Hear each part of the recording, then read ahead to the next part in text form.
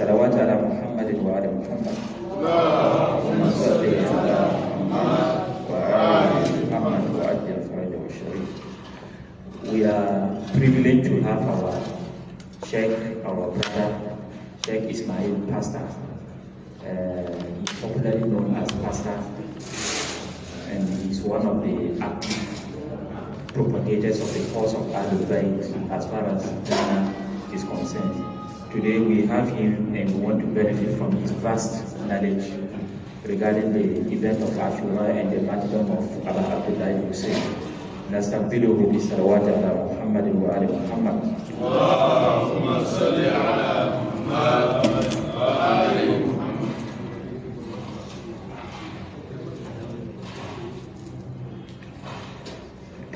أعوذ بالله من الشيطان الرجيم.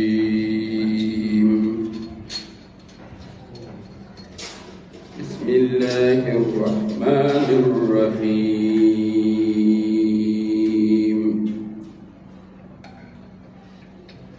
إن الله وملائكته يصلون على النبي يا أيها الذين آمنوا صلوا عليه وسلموا تسليما. اللهم صل على محمد وآل محمد. بسم الله الرحمن الرحيم. إنا أعطيناك الكوثر فصل لربك وانهر إن شانئك هو الأبتر. بسم الله الرحمن الرحيم.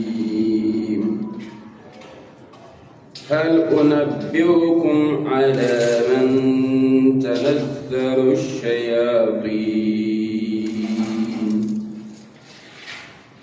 تنزل على كل أفاك أثيم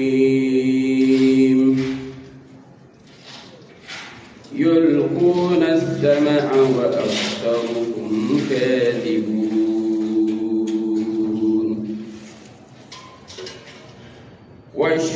والشعراء يتبعهم الغاوون ألم تر أنهم في كل أفاك أثيم ألم تر أنهم في كل واد يهيمون وأنهم يقولون ما لا يفعلون إلا الذين آمنوا وعملوا الصالحات وذكروا الله كثيرا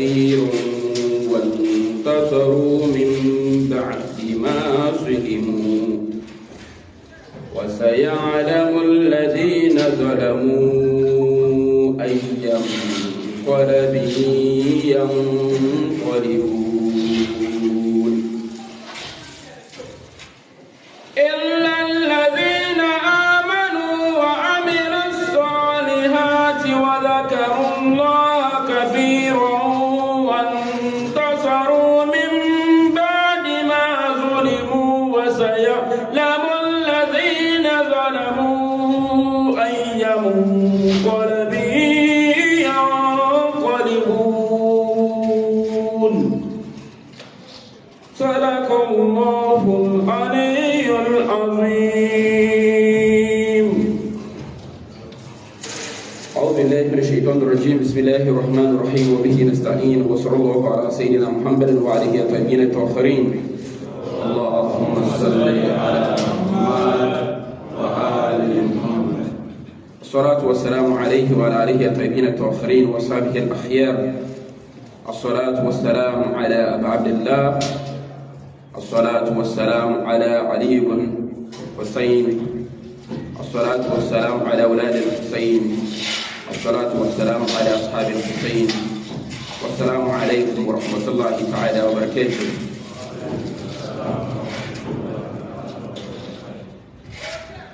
It's a great honor and a great privilege to be here amongst you today to discuss the issues relating to what happened to Abu Abdullah al-Hussein, the grandson of the noble Prophet Muhammad sallallahu alayhi wa sallam, at Karbala after the demise of the Prophet.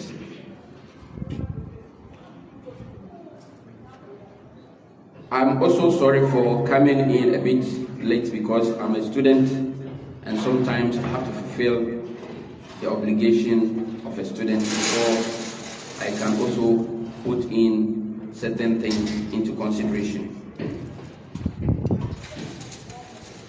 Alhamdulillah,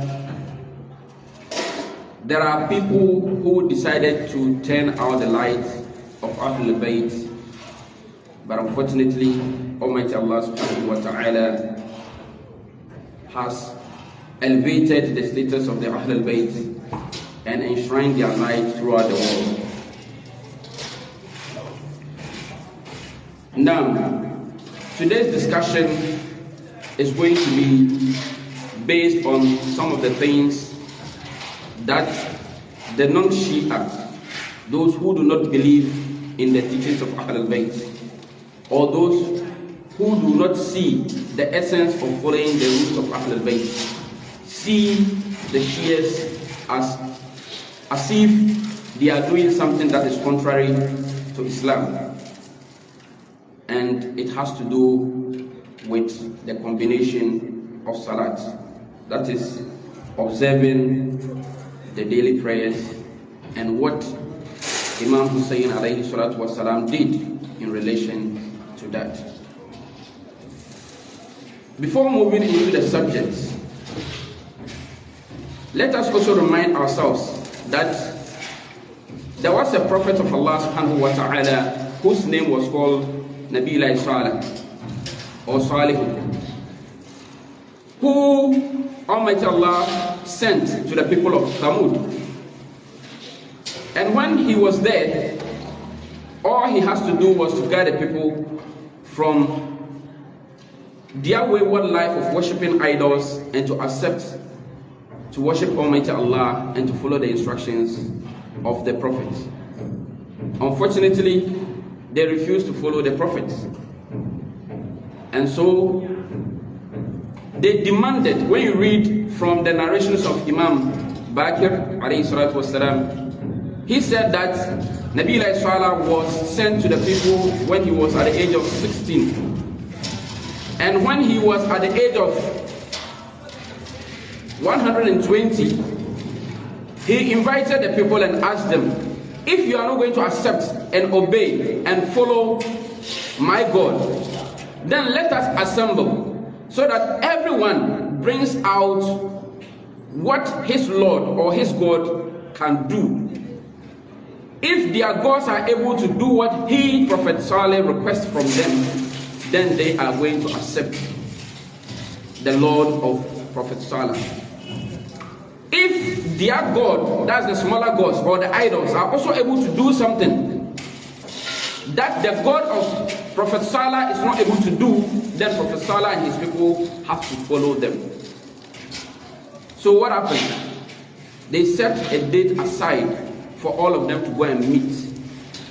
And at the meeting ground, they told Nabi Sallallahu to ask whatever he wants from the gods, from the idols.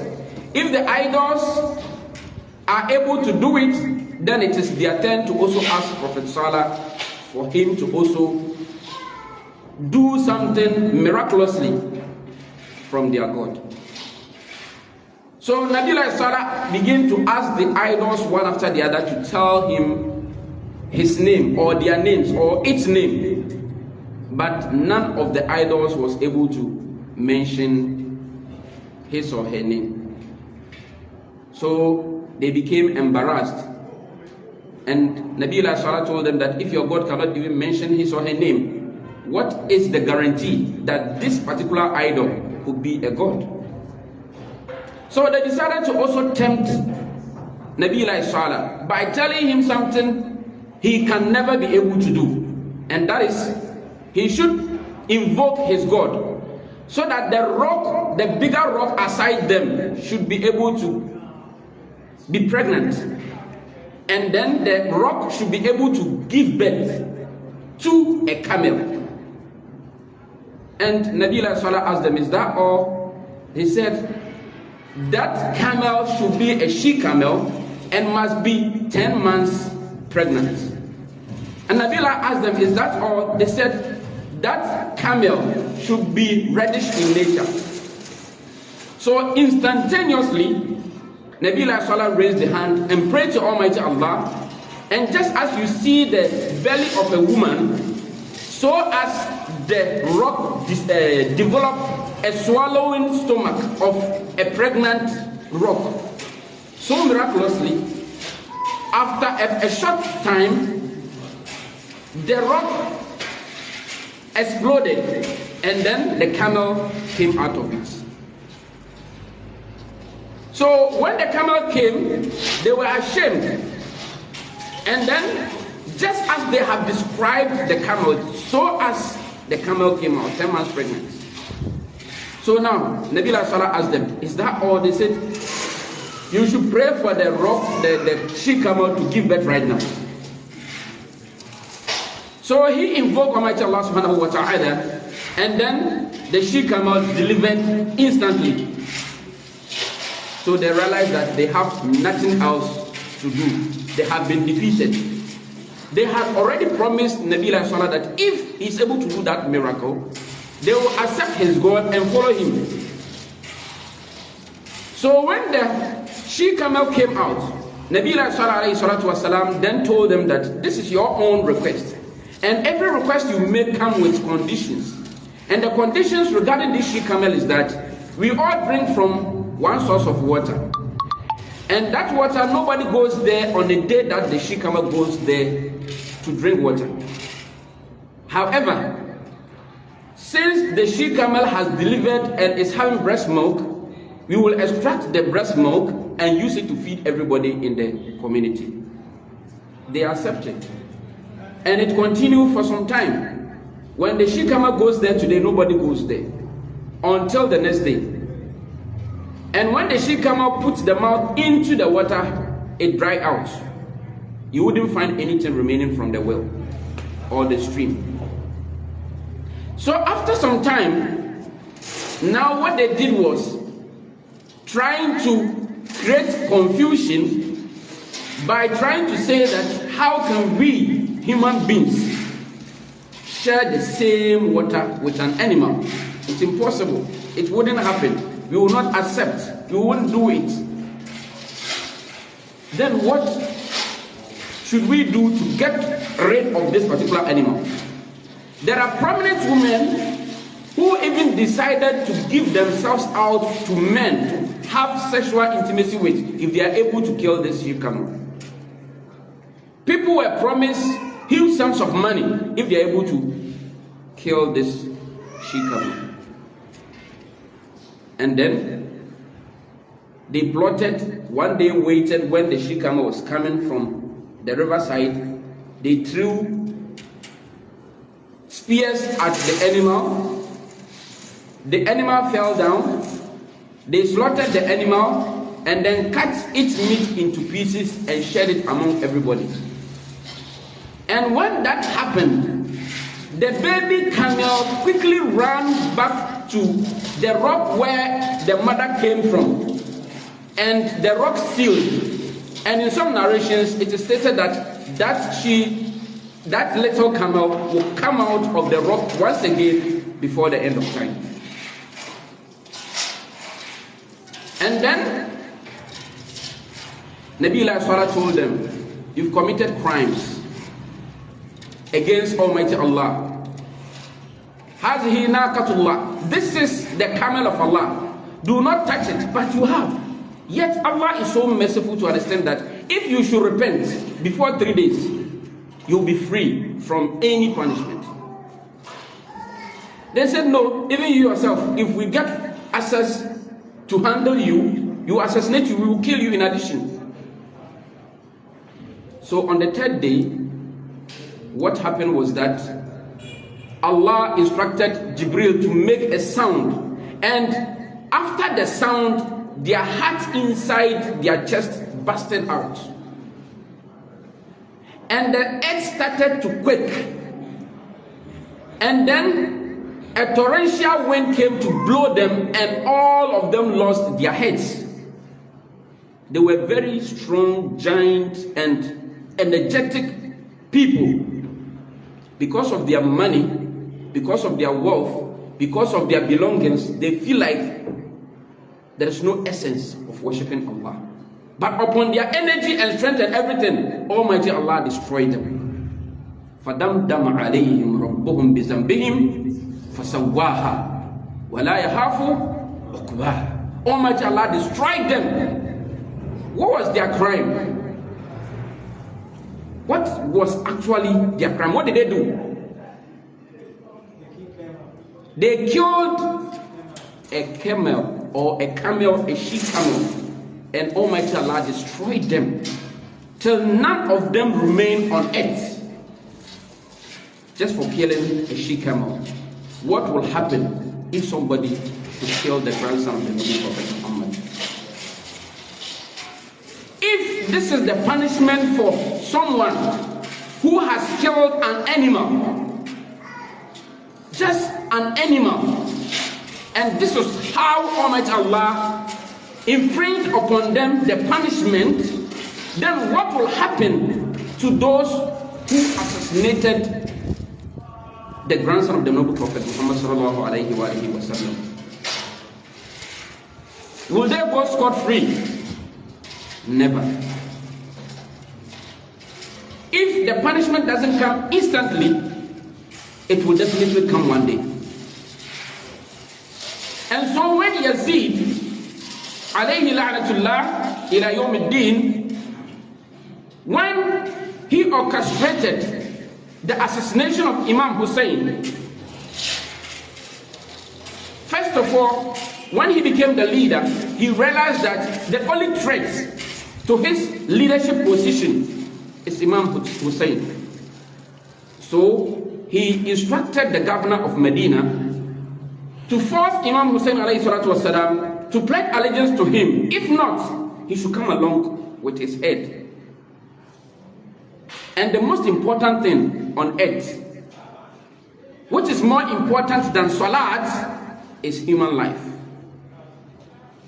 If you are praying or you are in your salat and your child is going to the street where cars are moving, or going to fall into a pit, or maybe there is a light out and the light came back and the wires get it catch fire, you don't have to say you are too humble to Almighty Allah, so you stay whilst the house is burning. You would have to stop the salat and go and save the situation. So the most important thing was the saving of life. And so when Imam Hussein realized that the place was not conducive for him to stay, he had to move from Medina to Mecca. He was there for about 2 months and some 2 years or 2 months rather. and some weeks, and then Hajj ushered in.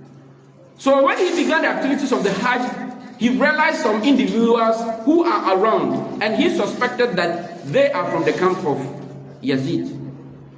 So he had to make a way of shortening the Hajj activity and making it Umrah instead. In that same moment, there has been a series of letters being sent to him from Kufa that they need a leader, they need a spiritual leader, they need a guide. So Imam Hussein should come and lead them. So after receiving these several letters, what he did was sending Muslim Bun Akil to go and find out from them, or go and spy, or go and confirm the letters he has been receiving, if actually the letters contain an authentic information. So he went there, and fair enough, majority of the people who loved Imam Hussein gave support to Muslim Bun Akil. And Muslim wrote a letter back to Imam Hussein telling him that, oh, the place is cool, the people have pledged allegiance to support you and protect you if you come here. So he set his family together, his companions together, and told them that today we are moving towards Kufa. And on the way at Karbala, they were blocked.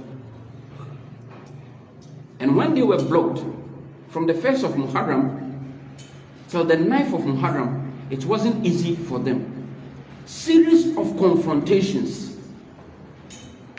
series of trying to make peace, telling them that the war that is coming is not conducive for Islam. So let us put an end to it. Somebody asked me, why is it that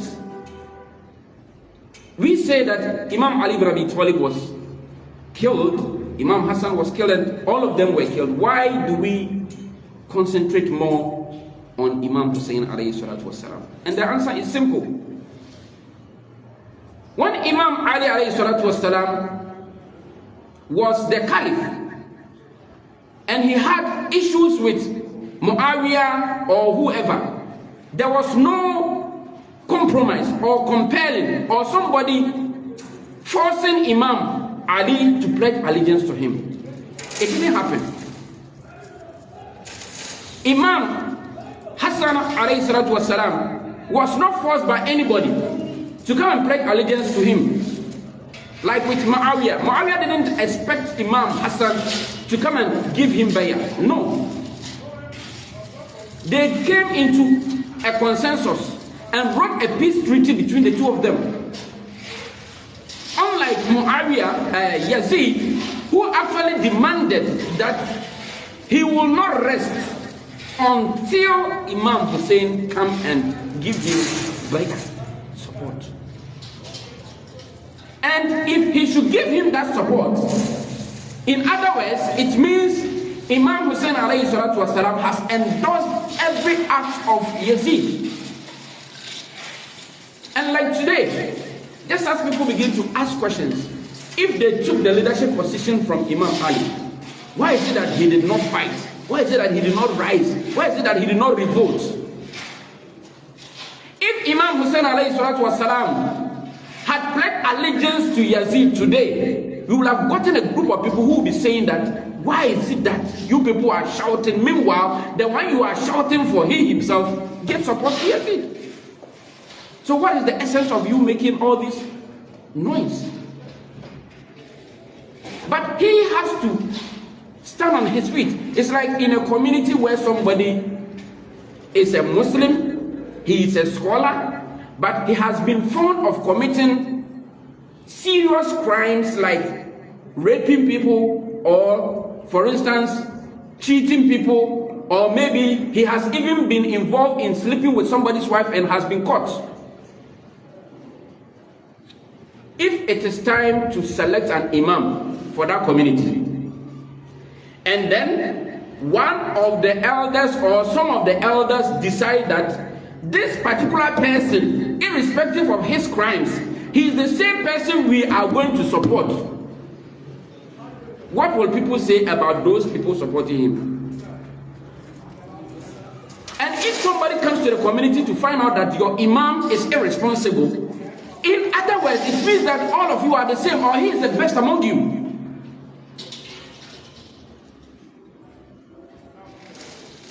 And so Imam Hussein told them that Mithli, somebody like me, will never and ever give support to Yazid in any form. And then the first year of Yazid's leadership, he orchestrated the massacre of Imam Hussein and his companions. And the little boy who was sick, who was seen as someone who have nothing to offer, so at least let us spare his life. By the glory of Almighty Allah subhanahu wa ta'ala, he now became the great cornerstone of the Ahlul Bayt. And so the second year, what Yazid did was, there was still resistance in Medina. There are people who are in Medina who do not support Yazid and his atrocities, and they started criticizing him. And then some of them even marched towards Syria to go and talk with Yazid if actually he would change his ways, yet he did not. And so they came and started demonstrations in Medina. And Yazid marched his soldiers to go and then fight anybody in Medina who refused to accept him as a leader. And they killed a lot of them. And they raped a lot of people. Instantaneously, there were a group, after they defeated the people of Medina, there were another group of people who were also in Makkah, led by Zubayr, Ibn Zubayr. And they also said they don't accept Yazid as their leader. And he took the soldiers there as well. They massacred the people of Makkah and even set fire into the Kiswa, the black cloth that is always or every year they change it at Makkah, covering the Kaaba. They set it on fire. They broke some aspects, some parts of the building of the Kaaba, and even the black stone. They destroyed almost every Islamic artifact just to destroy the religion. They don't see Prophet Muhammad sallallahu alaihi wasallam as a prophet of Allah. They see him as a leader who want to use religion to rule them. And so they had to fight him. And during that time, the soldiers in Makkah heard that Yazid is dead. And what was the cause of Yazid's death? Some narrations indicate that he was riding on a horse, and then he fell from the horse. And when climbing the horse, there is somewhere you have to put your leg before climbing. When he fell from it, his leg got locked over there. And then the horse continued running whilst he was on the floor. He couldn't do anything, and all his flesh went away.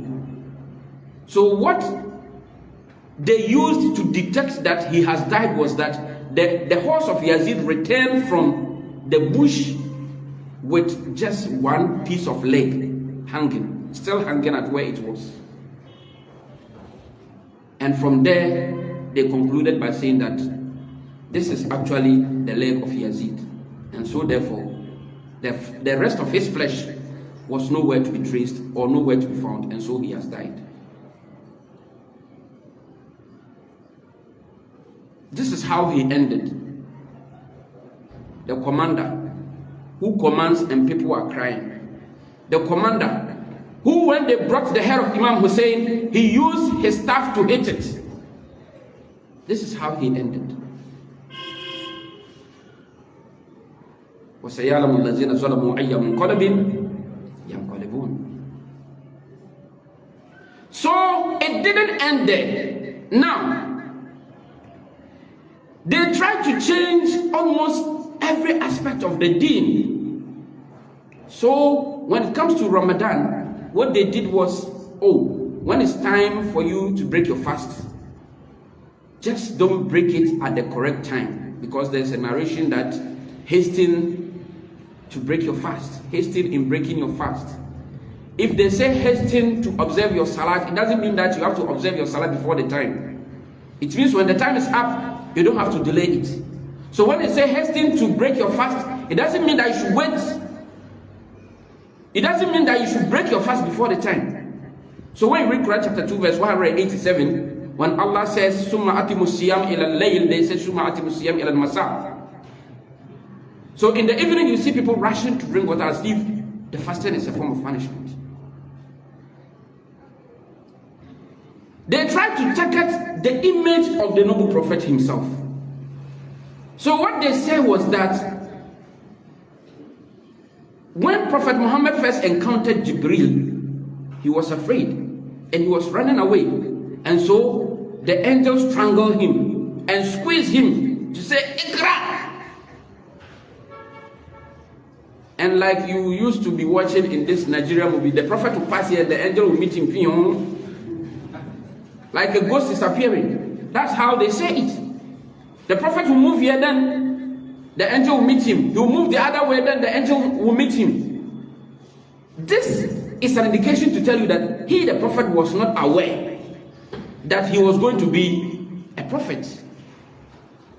It means he was not ready to carry the prophethood as a responsibility. So he was running away from it. How then? That he was 20 years when his uncle Abu Talib was traveling with him to Syria.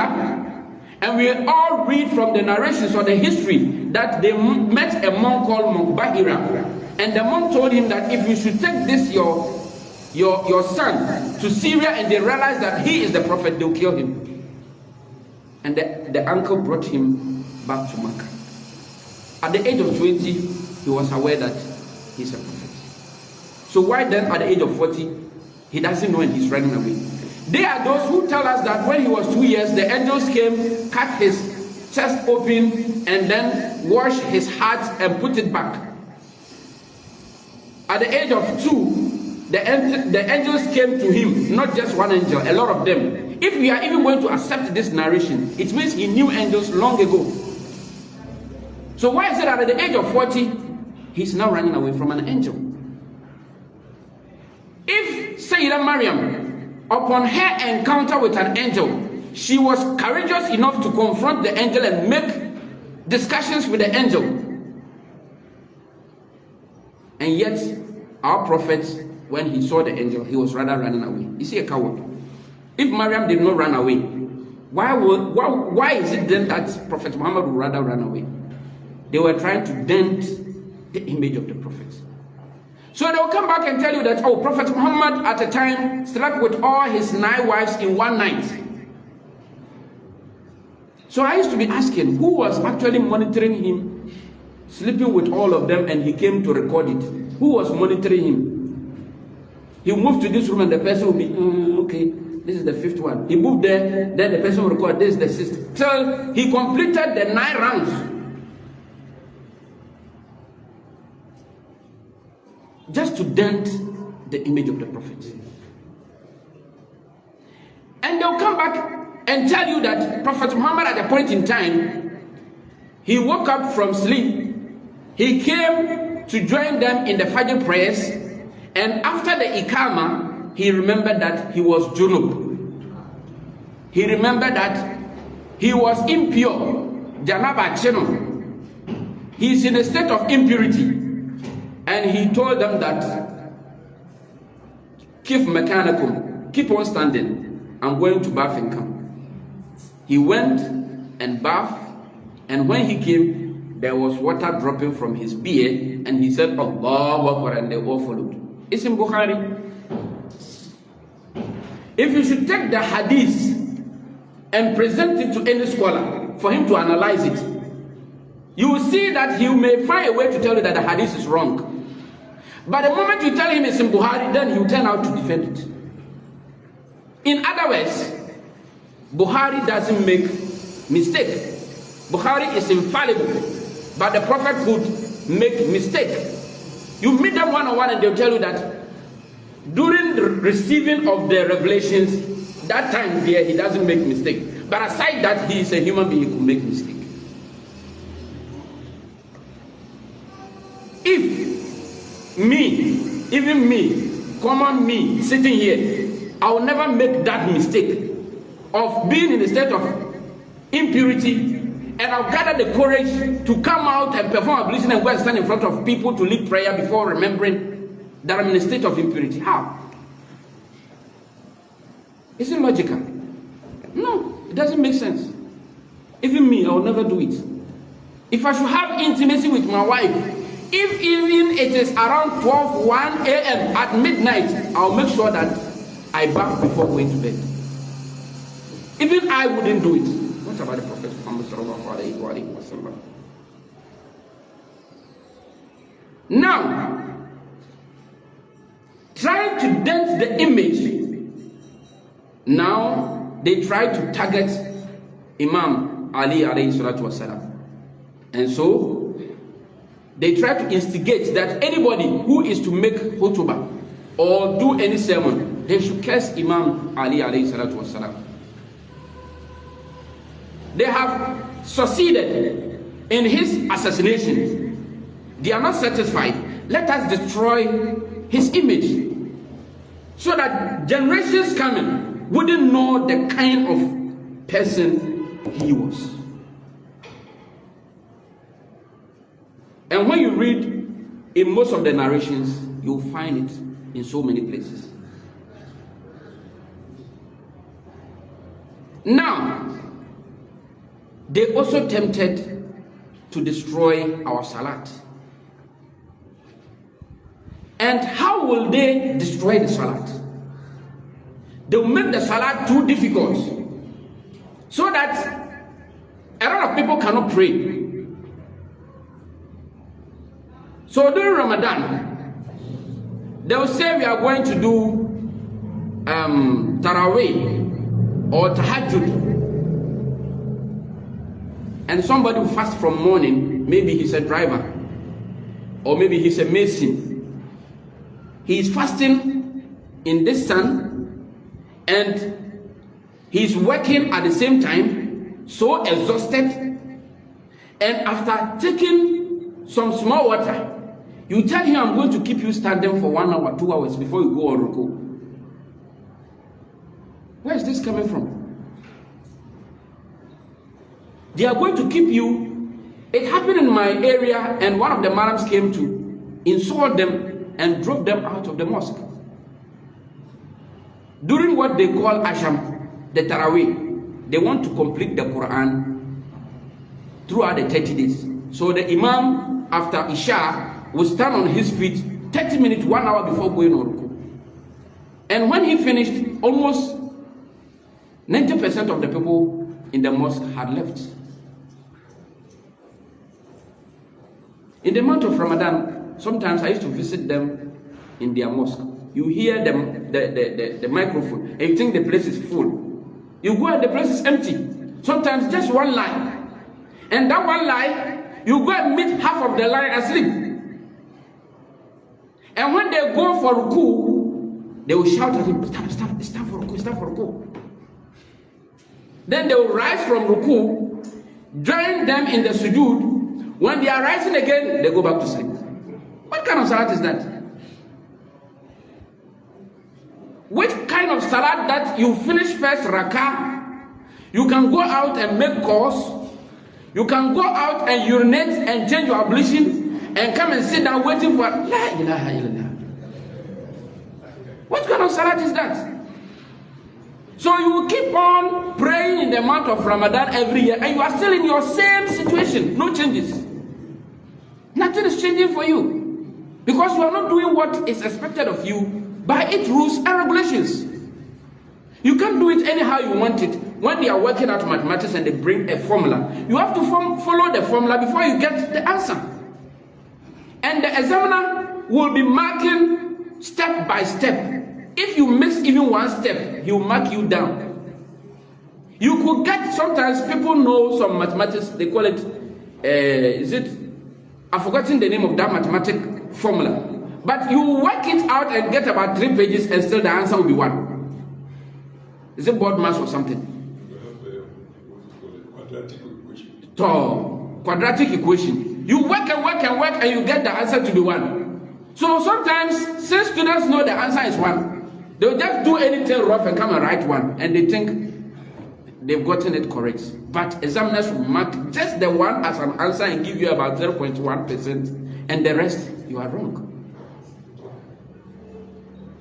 So you cannot gather people in the mosque and then tell them that we are going to pray to Almighty Allah, and one person should lead them. It's not compulsory, but one person should lead them. And the one leading them, when he is tired, he should come back, another person goes, he's reciting, he's making mistakes, they are correcting him, still he's making mistakes, and still he's not stopping. And at the end of the day, you stand on your feet from 12, sometimes 11, till 4 o'clock or 3 o'clock a.m. And you expect this driver to get energy tomorrow to go and work. فإذا قضيت الصلاة فانتشروا في الأرض وابتغوا من فضل الله. If you observe the salat, you have to go and work and get something to feed yourself and your family. But you observe the salat, and after the salat, you cannot do anything again. What kind of salat is that?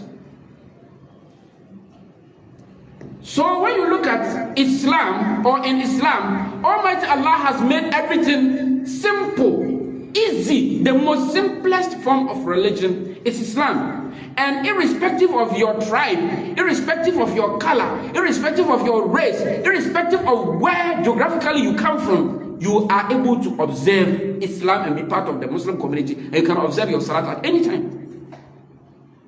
But they've made it too rigid to understand that you cannot do anything.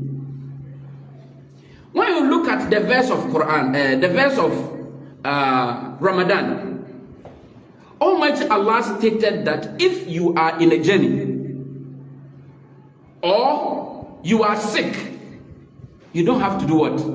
Fast. So in the Usul al-Fiqh, we have hukm al-awwali wa hukm al-thanawi. The general rule is that it's compulsory.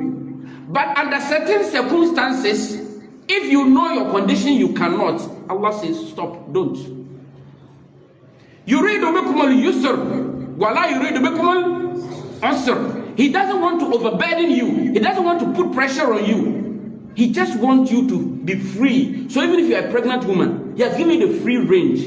If you think you can fast twice every day, or maybe once every 2 days, or maybe once every 3 days, it's up to you looking at your health. If you are breastfeeding the child and you think that you cannot fast in the month of Ramadan, but you can fast maybe once every 3 days or once every 4 days, depending on your health and how you want to feed your child, it's up to you.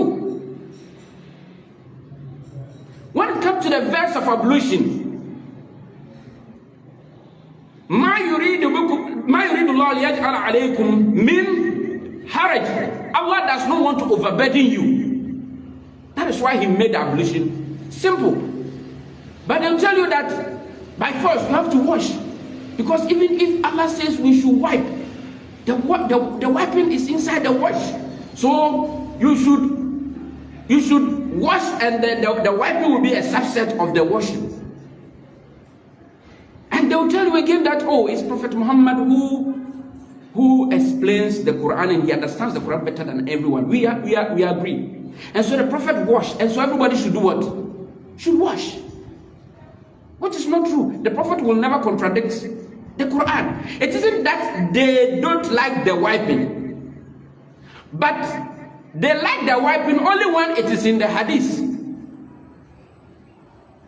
If the hadith says they should wipe, they wipe. But if the Quran says they should wipe, they will not. That is why when the hadith said they should wipe on their socks or their hoof, they say, oh, that one there is hadith, so you follow it.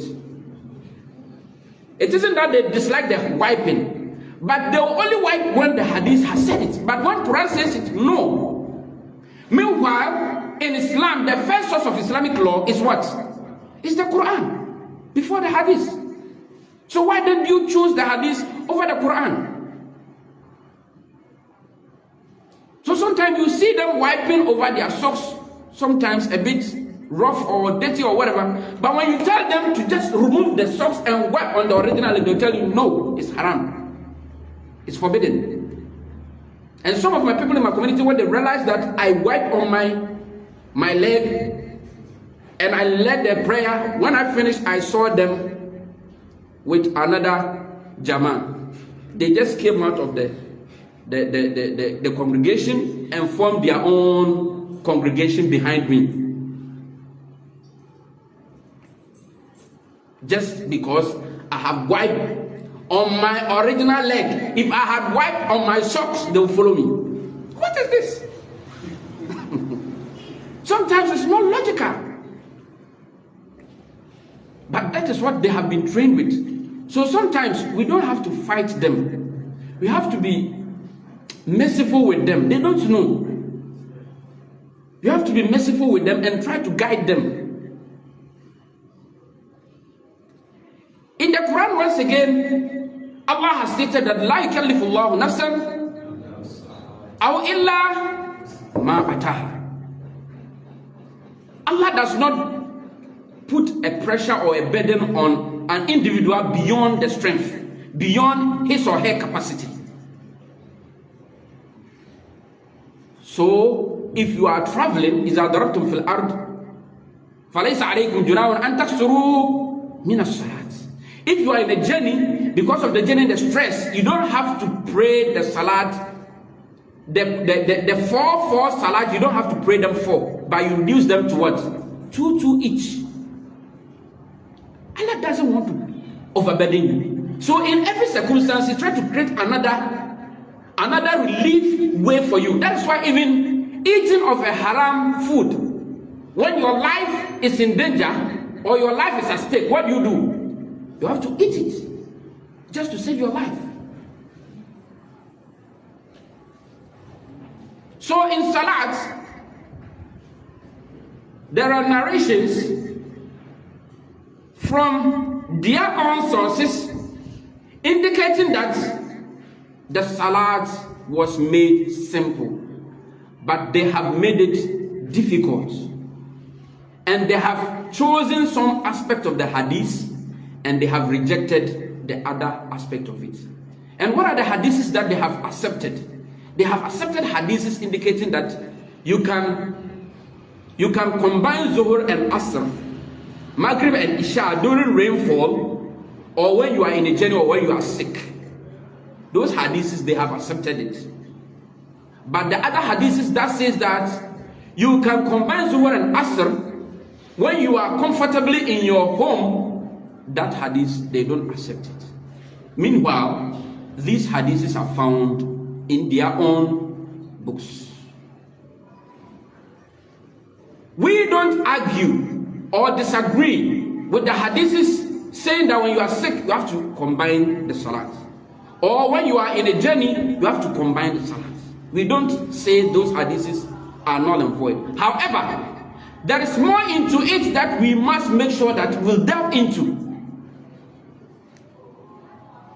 And that is so many hadiths in Sahih Muslim and in Sahih Bukhari indicating that the Prophet in several occasions prayed whilst he was comfortable sitting in his home. Let us look at Sahih Muslim, Hadith 704. In the English reference is book 6, Hadith 58, and then book 4, Hadith number 1514. When you read the hadith, it says that Sallallahu Rasulullah sallallahu alayhi wa sallam Zuhr wal Asr jami'an wal Maghrib wal Isha jami'an fi ghayri khawfin wala safarin. That the noble Prophet Muhammad sallallahu alayhi wa sallam observed Zuhr and Asr prayer and observed Maghrib and Isha prayer without being in a state of journey or in a state of fear, which is in Sahih Muslim. In Sahih Muslim, once again, hadith number 1515, is stated the same thing. That after the Prophet prayed, one of the companions asked him, Lima fa'ala dhalik? Why did the Prophet even combine Zuhr and Asr whilst he was not in a journey, or he was not in any kind of fear or in war or whatever? He says, سألت ابن عباس كما سألتني فقال أراد ألا يخرج أحدا من أمته. He doesn't want anybody to get out of his religion. He doesn't want to make Islam difficult, because from the beginning we've stated verses indicating that Allah doesn't want to overburden any human being. So in the ayah of ablution, he says Allah doesn't want to put pressure on you. In the verse of Ramadan, Allah stated that he doesn't want to put you into unnecessary hardship. And in this particular narration, the Prophet has insisted that that he doesn't want anybody to get out of his religion, and so therefore he doesn't want to make Islam so difficult for the Ummah. But if I should tell you, the most difficult aspect of Islam is the Salat. There are thousands of people, if they get to know the side of the Ahlul Bayt in relation to Salat, they will come into Islam. But looking at my work and going to pray, coming out, going to pray, coming out, sometimes some people find it a bit difficult. In my community, there was a guy who has stopped Islam for about 3 years. And I asked him, why have you stopped Salat? He said that he heard some preaching. And the preacher told him that Tariqus Salat, somebody who is involved in Tariqus Salat, that person, even if you meet him, don't say salam. He's more than a kafir. Don't eat together with him. Don't sit even on the same table with him. And they define Tariqus Salat as somebody who combines Salat, which is wrong. The Arabic word Tariq means to stop the Salat. There's a difference between Tariqus Salat and Ta'khirus Salat. Delaying Salat or Jamu Bain Salatain and Tariqus Salat. There are people when they pray Fajr until another Fajr they will not pray. They fall into the category of Tariqus Salat because they've stopped Zuhr to Isha without praying, and they will not pray it again. There are people who only show up for prayer Jum'ah after Jum'ah. And so, after Jum'ah, you will not see him, you will not pray unless another Jum'ah. And there are people who only observe Salat when it is in the month of Ramadan.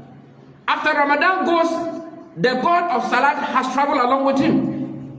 So they will not pray unless another Ramadan. And there are a group of people who only show up for prayer when we are observing Eid al-Fitr or Eid al-Adha. They will come and pray, but after the 2 Eids, you will not see them praying again. These people are a category of people who can be categorized as Tariqus Salat because they've stopped the Salat and they are no more thinking of coming to even pay upon them the debts that they've left behind. But when they said Tariqus Salat are people who combine Salat, and he was a driver, and the journey up and down, sometimes he has to join the Zuhr and Asr sometimes, without knowing any fatwa about it, but because of he being a driver, sometimes you cannot be stopping on the way anyhow in our part of the world. From the Western region, almost everybody may be a Christian in your car. So you cannot use your religion to overburden them in your car. So sometimes you have to wait and pray Zuhr and Asr together. And sometimes you come back from work before he pray Maghrib and Isha together. And he has been categorized as somebody who is worse than a kafir. And so he has to leave the Salat. To pray and get the punishment, it's better for him to what? Stop and be free. So now I went to him and he told me his reason for leaving Islam. His reasons for stopping the prayers at all. And I told him that, oh, it's not true. There are narrations that you can pray Zuhr and Asr, and there are narrations that you can pray Maghrib and Isha together.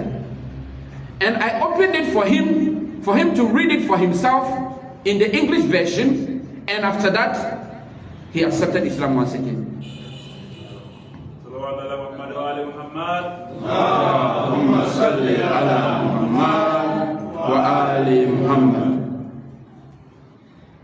So when you look at how some of us have made the salat so difficult, to some people, sometimes it's beyond imagination.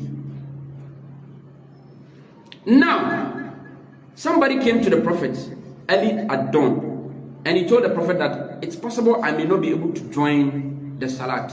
I may not even come to mosque at all, because there is a guy who prolonged the recitation too long. You know, Fajr, I'm almost exhausted, and I just woke up to come and get the reward in the Fajr. Yet, there's somebody, when we get there, he wants to recite the whole of Yasin to end before he goes to Ruku. And so it's preventing me from coming to the mosque. And according to the narrations, the Prophet had never been angry to that particular magnitude before. And he told them that you are the people who have been driving people away from their religion. And so he warned them that anybody who is leading prayer, he must shorten it, because among them are people who are what? Sick, people who are weak, and people who are on a journey. Sometimes you may be in a car, the car has stopped for everybody to urinate, and you think you can join the salat before you continue the journey. And you want to meet the Imam, and the Imam has started Yasin wal Quran al Hakim innaka laminal mursalin ala siratim mustaqim, and you keep on hearing the driver making pa pa pa pa, means it's ready for you to join the car once again and continue the journey. What will you do? If you don't know that you can even change the intention by praying individually in that congregation, you'll be confused. Or even stop the salat from the middle and just run to join the car. So they tempered with the salat and tried to make it so difficult to understand that if even you want to pray or be a Muslim, it will become difficult for you. I told them that in the night of Ramadan, instead of you prolonging the salat or leading people, the Prophet never did it. When the Prophet came to the mosque the first time, they joined him. The second time they joined him, and the third time he didn't show up. And when he didn't show up, they went to his house the next day, and the Prophet said, yeah, I knew you people would come. And I didn't want it to be compulsory on you. That is why I stopped coming to the mosque. And since then, he never came to pray with them or came to observe that particular salat in the mosque. He continued praying in his room. And one day, when Umar has become the caliph, he went round in the night and he saw the people praying individually. And he told the companion moving along with him that, oh, if I should combine them and put them together, would you think it would be very nice? And he said, yes, let's try and see. So they were using Islam for, what do I call it? Experiments. Let's try and see. After they combined them behind Ubay ibn Ka'b, they went back home. Have you seen it? He didn't join the salat. He went back home. And the next day he came to meet them praying together behind Ubay ibn Ka'b. And he said, oh, what a very sweet and beautiful bid'ah. Forgetting that those who have been defending that particular salat, anytime they want to start a speech, the first thing you hear them saying is that kullu bid'atin dalala wa kullu dalalatin finnar. And so there's no distinction between a beautiful and an ugly bid'ah. All bid'ah are bid'ah, and kullu bid'atin dalala.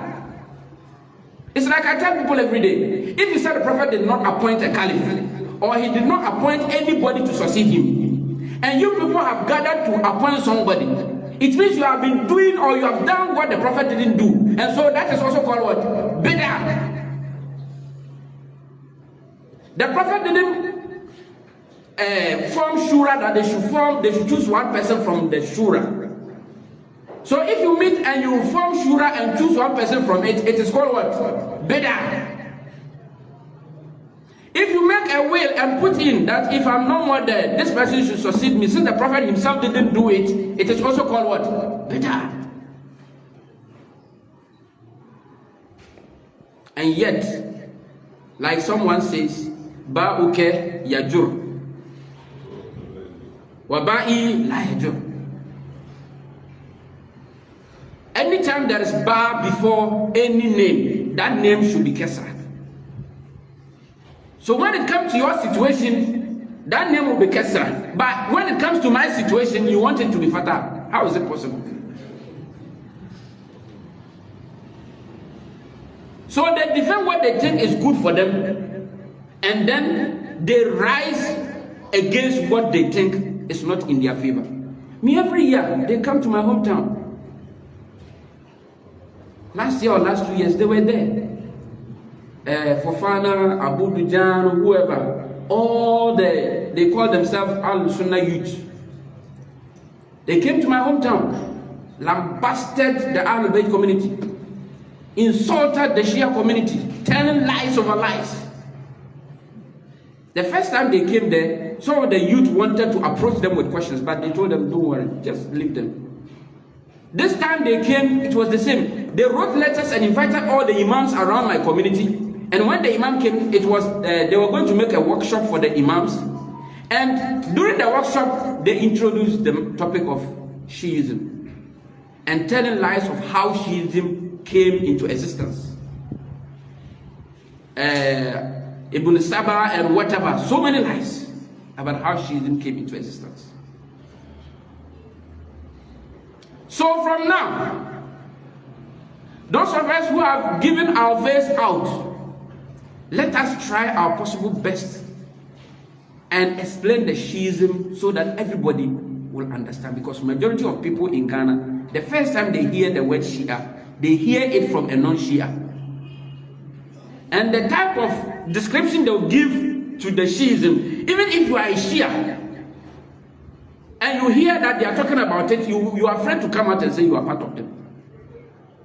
Some people to go to an extent of even saying that Shias have tail. So some people, when they see you and you tell them you are Shia, they begin to decipher. Are you sure? Because the type of Shia I know, or the type of Shia I've been told about, is not, some people don't even want to see a human being as a Shia. They think Shia is something else.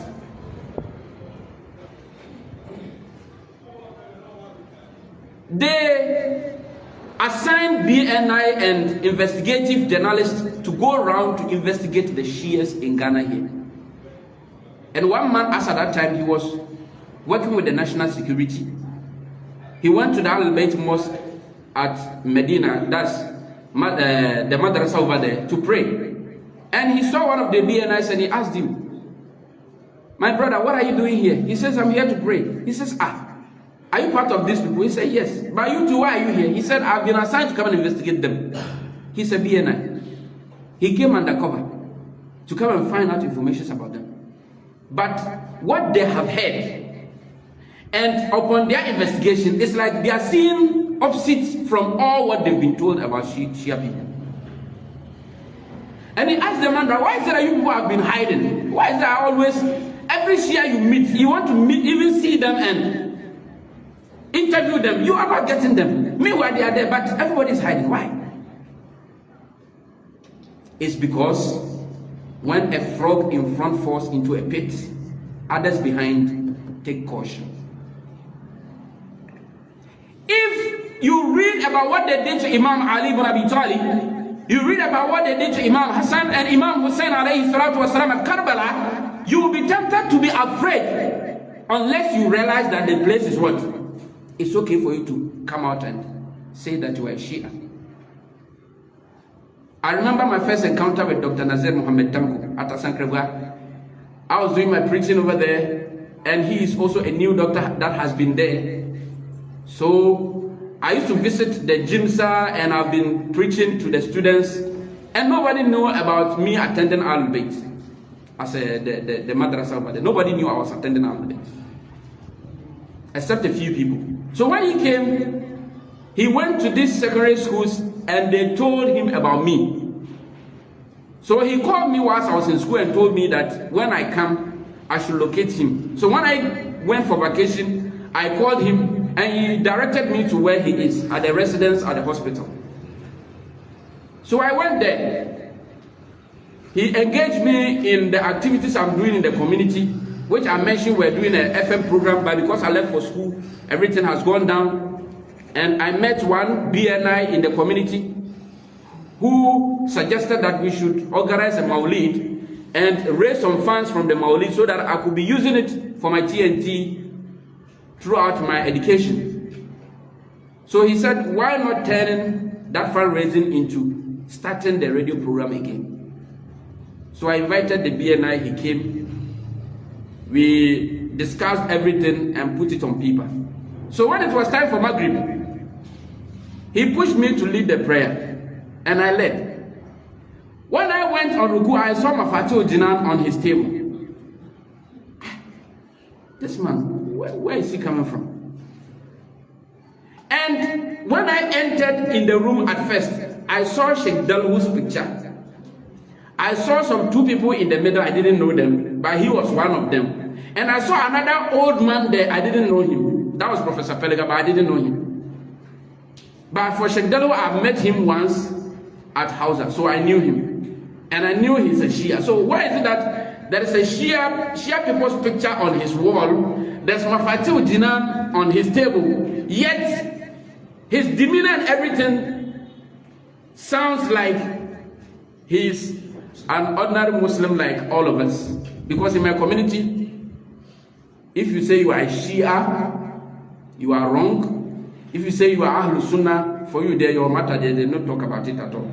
If you say you are Ahmadiyya, you are wrong. If you say you are Tijaniya, you are wrong. They are all Muslims.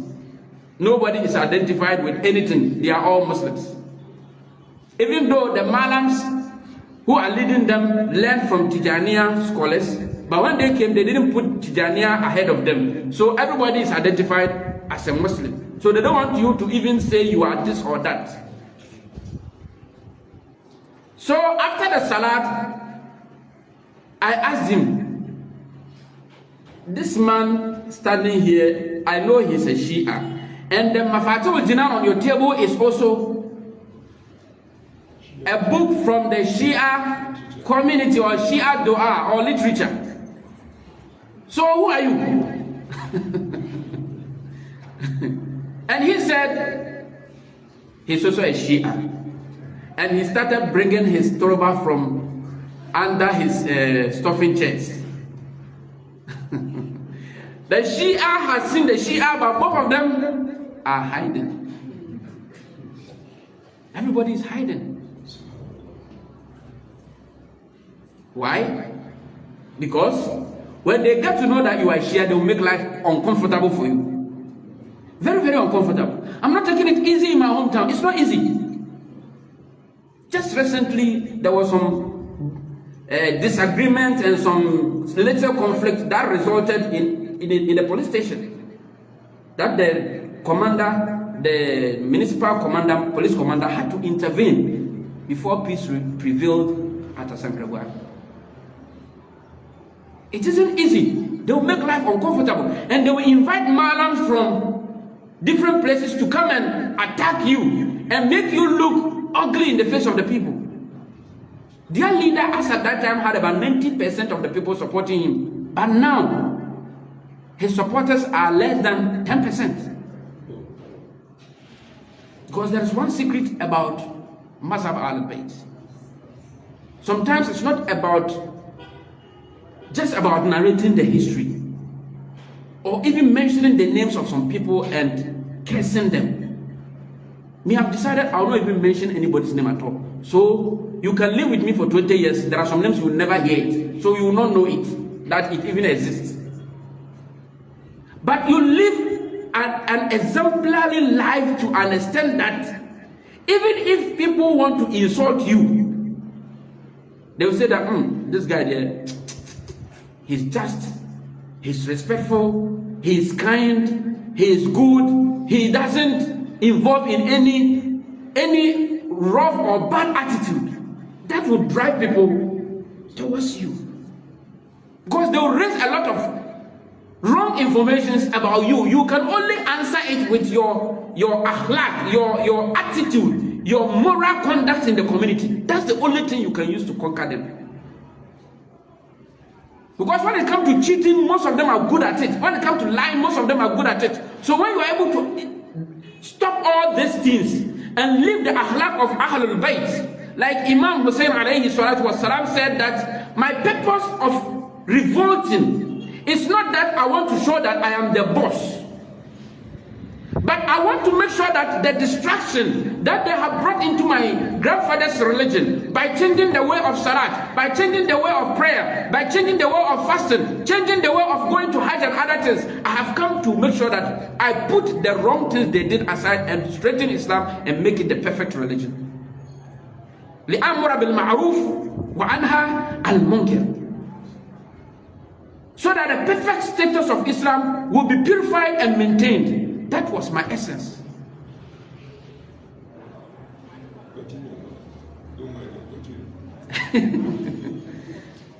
So that it will be preserved for everybody to what? To follow. So if we're in your community, you can adopt any of the strategies of the imams. If you can, take all of them. But if you can't, just take one. Me, I have adopted the life of Imam Sajjad alayhi salatu wassalam.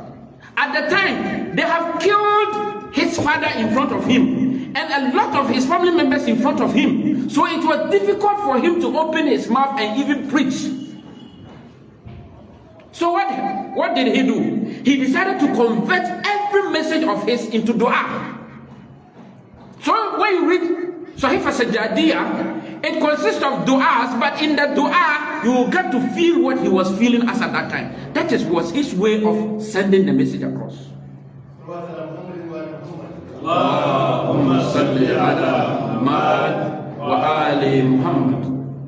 So you can pick any of the imams and his strategy at that time. Look at your environment and look at what best fits your situation and apply that one.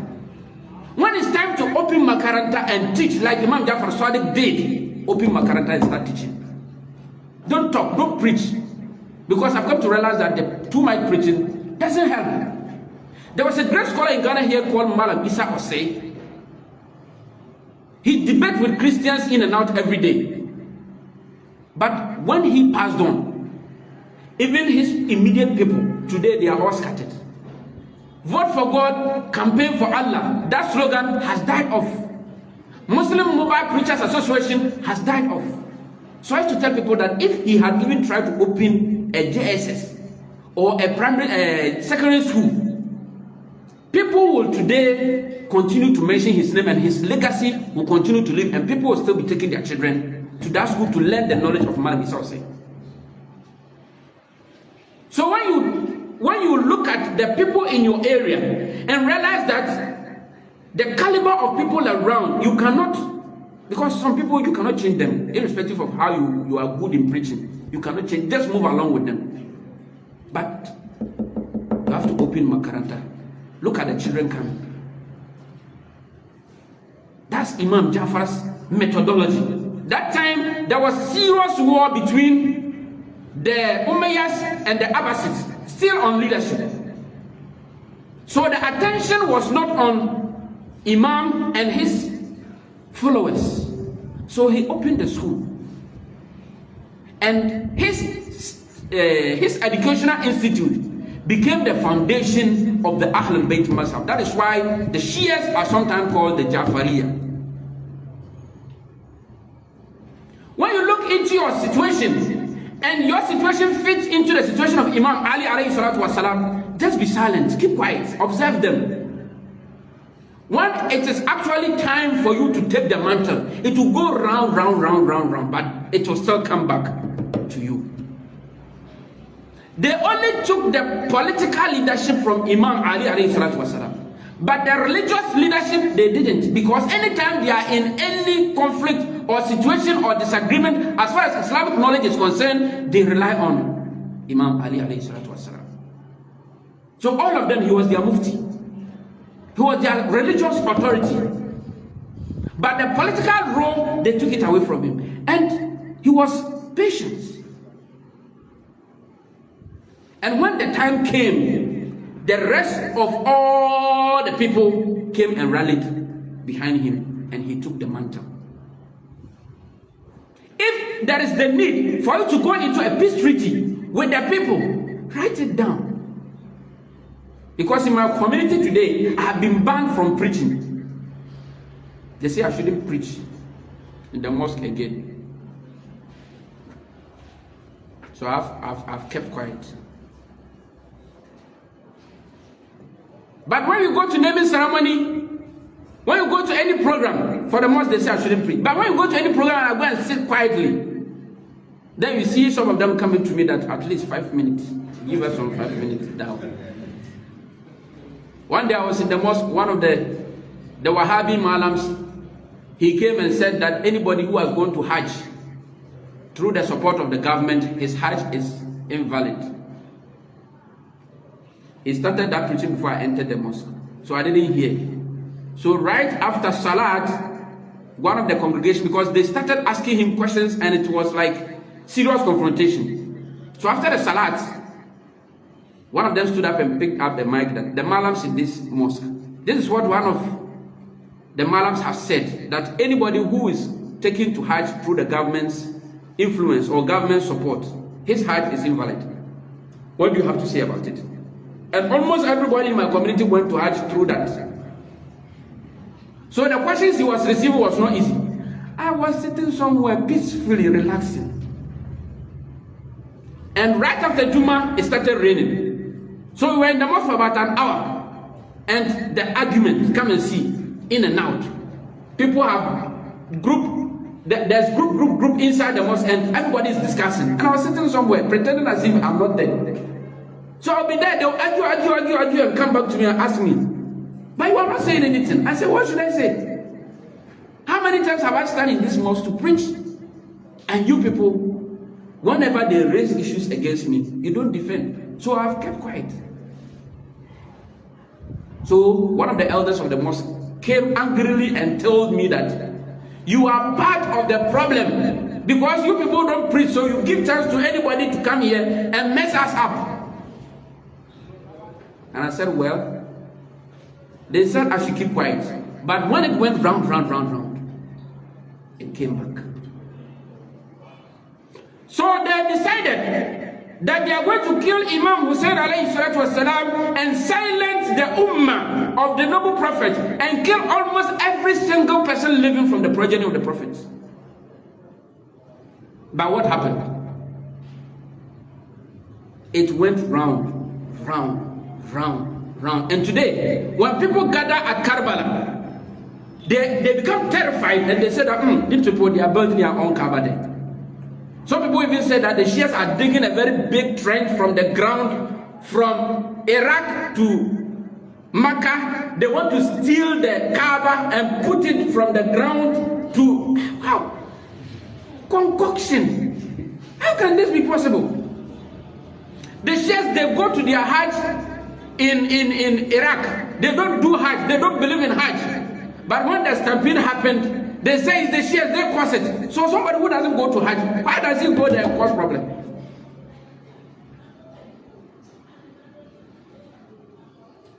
So my brothers and sisters, never ever think that the mazhab you have chosen is a wrong decision. No.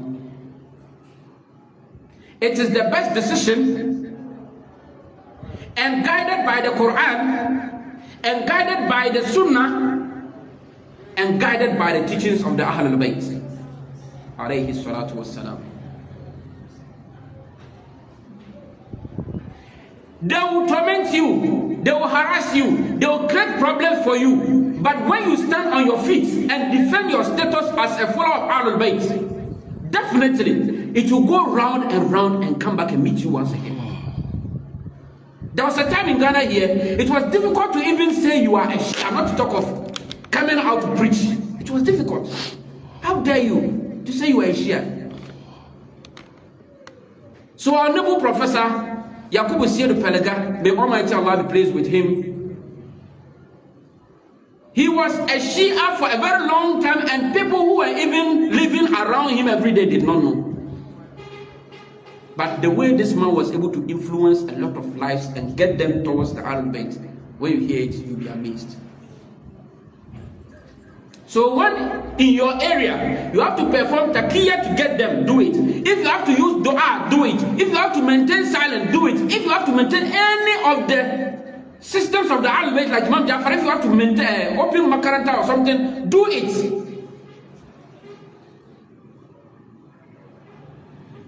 Sometimes you have to even migrate and leave the community. When they realize your importance in the community, they will look for you. People who are in some part of my world, they don't care about Shia or Sunnah. What they care is this person is good and trustworthy and he knows the religion, so we will follow him. That's all what they care about.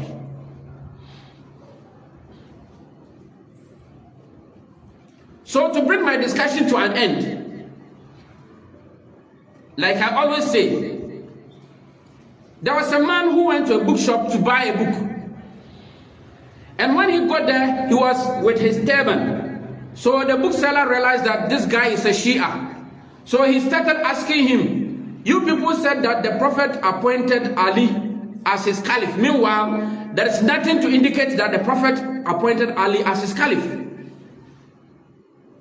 When the man saw the pressure from the questions he was asking, he told the bookseller that, wait, I think there is some tree behind your shop. Let us go and sit there so that we can have time to discuss. Because the topic you have raised, we cannot sit here and discuss it while people are coming in and going out. So let us go outside, sit quietly and open books, and I'll show you where the Prophet actually appointed Ali ibn Abi Talib as his caliph. Because the Prophet, who actually told us rules about entering toilet and coming back, when you go into private house, how to enter, how to come back, even that one he told us. What will happen on the day of judgment, he told us. And he told us that the Ummah will be divided into 73. And any wise person who is directing you to Accra, you are from Kumasi going to Accra, he told you that when you get to Ismail, maybe the road is straight. Yet he did not tell you which road leads to Accra. He just told you, oh, the road will be straight when you get to Ismail, but he didn't add anything. Is it logical? No. If he's actually directing you to Accra, he'll definitely tell you that this, when you get there, take the middle road, the right or the left road. So if the Prophet had ever said that the Ummah will be divided into 73, and just one will enter into paradise, then he has to show us who or which group of people are they. So the shopkeeper removed his phone from his pocket and he started making a call. And then the Shia Malam asked him, whom are you calling? He said, I'm calling my brother to come and take care of the shop so that we go there and we can have the discussion. And then the Shia Malam told him that even this your small shop, leaving it for just 30 minutes, you want somebody to come and replace you. But you think the Prophet will leave Islam without leaving anybody behind him. Even this your small shop, just 30 minutes, you want to appoint somebody, not anyone, your brother, so that he will not chop your money. And you think Prophet will leave the whole Islam, a bigger institution like this, and just live just like that without appointing anybody to succeed him? Then the debate ended over there. So my brothers and sisters, we are here to commemorate the martyrdom of Imam Hussein alayhi salatu wasalam, and to derive lessons from what happened. We are not happy that it happened in that manner, but it has happened. The Christians, our brothers, who think that Nabi Isa alayhi salatu wasalam was killed. Meanwhile, the Quran says, وَمَا قَتَلُوهُ وَمَا صَلَبُوهُ. They did not kill him, nor did they crucify him. وَلَكِنْ شُبِّهَ لَهُ. He was meant to appear to them as if he was the one that they killed, the one who was on the cross. That was what it was just a conjecture. Oma kataluhu yakinan, they never killed him. Even with that, look at how they value and celebrate Nabi Isa alayhi salatu wasalam. Look at how they honor him. Though we know he didn't die, but look at how they value his sacrifices for them as at that time. Because that time, the people will give you sickness, they will heal you and take money. But Nabi Isa was healing people for free without taking anything. So he was spoiling the business. Their jobs were now going towards the other way around. They were not getting money. So they have to find ways and means to what? To assassinate him. And he had to also stand on his feet to defend what he stands for. And that's what Imam Hussein alayhi salatu wasalam did. Stood on his feet and defended what he stood for. Irrespective of whatever challenges that came his way. He continuously insisted that whatever he stands for will be protected. So it is now left with me and you not to allow Imam Hussein's death to be in vain. We have to protect the legacy of the Ahlul Bayt, and that is what we've been doing every year in the Majalis of Ashura, every year, every now and then. And it shall continue until the end of time. أعوذ بالله من الشيطان الرجيم بسم الله الرحمن الرحيم يا أبا عبد الله يا حسين بن علي أيها الشهيد يا ابن رسول الله يا حجة الله على خلقه يا سيدنا ومولانا إنا توجهنا واستشفعنا وتوسلنا بك إلى الله وقدمناك بين يدي حاجاتنا يا وجيها عند الله اشفع لنا عند الله يا وصي الحسن والخلف الهجة أيها القائم المنتظر المهدي يا ابن رسول الله يا حجة الله على خلقه يا سيدنا ومولانا إنا توجهنا واستشفعنا وتوسلنا بك إلى الله وقدمناك بين يدي حاجاتنا يا وجيها عند الله اشفع لنا عند الله وصلى الله على سيدنا محمد وآل محمد اللهم صل على محمد وآل محمد لبيك يا حسين لبيك يا حسين لبيك يا حسين لبيك يا حسين لبيك يا حسين لبيك يا حسين هيهات من الذلة هيهات من الذلة هيهات من الذلة هيهات من الذلة هيهات من الذلة هيهات من الذلة